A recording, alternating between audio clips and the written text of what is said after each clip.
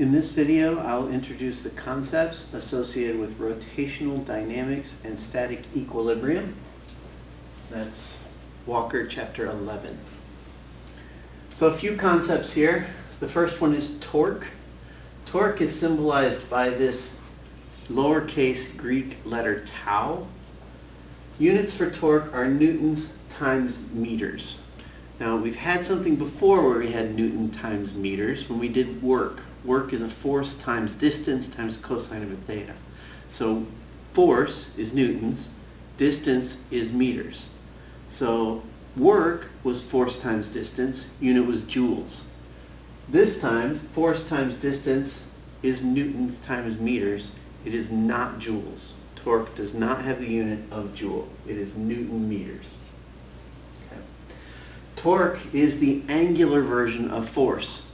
We had moment of inertia is the angular version of mass, angular velocity in place of velocity. So similarly, torque is the angular version of force. Lever arm is another concept we'll have to work with. Lever arm is a distance, so it's measured in meters. It is the shortest distance between a pivot and a line of force around that pivot. And that will make more sense as we start to do problems related to it. We also have center of mass, which could be cm, capitalized, cm in lowercase. Sometimes people use com. Center of mass is kind of an average position of where the mass is. And for torque, this is important, for torque, a rigid body acts as if all its mass was located at the center of mass. So for a large object, you don't have to figure out torque all over the object. You just say the whole object acts like it's sitting right at the center of mass.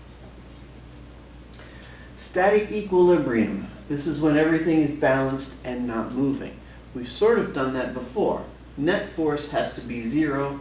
That you should already know because we've seen this before. We've had examples where we have something sitting in place, not moving. Sum of forces on the object is zero.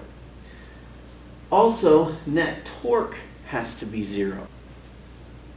Angular momentum. We've got the angular version of force. This is the angular version of momentum. It has units kilogram meter squared per second. And angular momentum uses the symbol capital L. Angular momentum is conserved unless the system is acted on by an external torque. That sounds a lot like regular momentum, right? Because linear momentum is conserved unless the system is acted on by an external force. Rotational work. So this is work done by turning something. It's not a different kind of work. It's just another way to express work when something is rotating and you're applying a torque to it.